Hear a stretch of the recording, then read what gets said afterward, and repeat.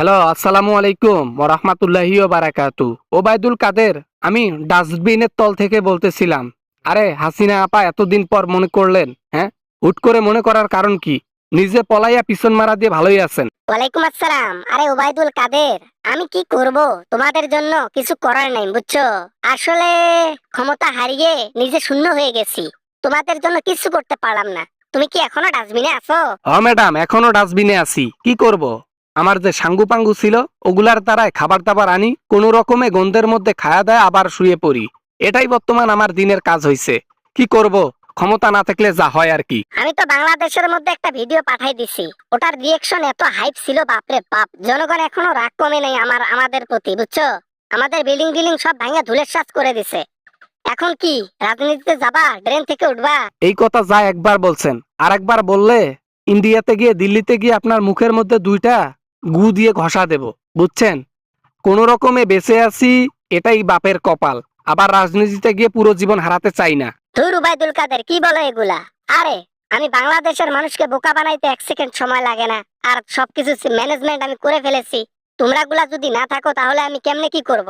নেতা কেতা লাগবে না, মন্ত্রী তো লাগবে আমার। না না না, কাউয়া কাদের আর মন্ত্রিত্ব চায় না। কাউয়া কাদের বাকি দিন কয়টা ভালোভাবে খেতে চায়, ভালোভাবে যেন জীবন কাটাতে পারে, এটাই চায়, ঠিক আছে? কাউয়া কাদেরের পিছন ছাইরা দেন, এখন অন্য মন্ত্রী খোঁজেন, আমাকে খোঁজার দরকার নাই। তোমাদের ছাড়া কিছু হবে? শিয়ান মাল লাগবে আমার, শিয়ান মাল। তুমি তো কম শিয়ান নও, ঠিক আছে? তোমাদের মতো শিয়ান মাল 2-3টা থাকলে তোমাকে এত খোঁচাখুচি করতাম না। তোমার মতো 2-1 পিস তো নাই। তোমাকেই লাগবে। বলো, আসবা?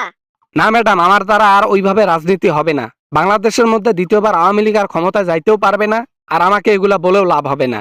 যে বাকিটুকু জীবন আছে, আমি কোনো রকমে বর্ডারটা কোনো রকমে যদি পার করতে পারি, বিদেশে গিয়ে ভালোভাবে জীবন কাটাবো। তাও রাজনীতি এবং আপনার পিছন ধরবো না। বাপরে বাপ, আপনি পিছন যেভাবে টান দিছেন, এভাবে কোনো দিনও আমি ধোকা খাই নাই। বাপরে বাপ, আমাকে প্লেনে নিয়ে গেলে কি খুব জায়গা আমার লাগতো? হ্যাঁ, আরে আমি তো কোনো রকমের সময় পাই নাই, 20টা মিনিট সময় পাইছি। আমি এবং ওই যে আমার বোন আছে না, রেহেনা, ওকে নিয়ে আসছি। বাকি সবাইকে নেওয়ার সময় আছে বলো? নিজের জীবন বাঁচাতে কোনো রকমে প্লেনে উঠে দিল্লিতে গিয়ে পা দিছি। হ্যাঁ, আপনি দিল্লিতে গিয়ে পা দিয়ে সেফ ভাবে ভালোভাবে আছেন, খাচ্ছেন, ঘুরতেছেন, মোদির সাথে ভালোই দিন কাটাচ্ছেন। এখন এটাই যদি আপনার মনের মধ্যে থাকতো যে আপনি পালাবেন, 2-1 দিন আগে আমাদেরকে জানাইলে আপনার কি খুব ক্ষতি হতো? আরে আমি কি জানতাম যে সেনাবাহিনী আর যুদ্ধ করবে না, পুলিশেরা যুদ্ধ করবে না? তারা তো অতিরিক্ত মানুষকে উপরে পাঠাই দিয়েছে। পরে আমি ওদেরকে বলছি বোমা মারো, বোমা মারো, গ্রেনেড হামলা করো। করে নাই। এখন কি করব বলো? ছাত্রের দাবি সেদিন যদি মেনে নিতেন তাহলে এই এই দিনগুলো আজ দেখতে হইতো না। আজকে আমি গুয়ের ডাস্টবিনে থাকতাম না, আর আজকে আপনি মোদির বিছানায় গিয়ে শুইতেন না। আজকে যদি আপনার এই ভুলগুলো না হইতো, কেন যে করতে গেলেন এমনটা? আরে আমি কি জানতাম এরকম কি নতুন কিছু নাকি? 16 বছরে এরকম অনেক কিছু ঘটে গেছে। তখন তো লোকেরা অনেক ভয় পাইতো।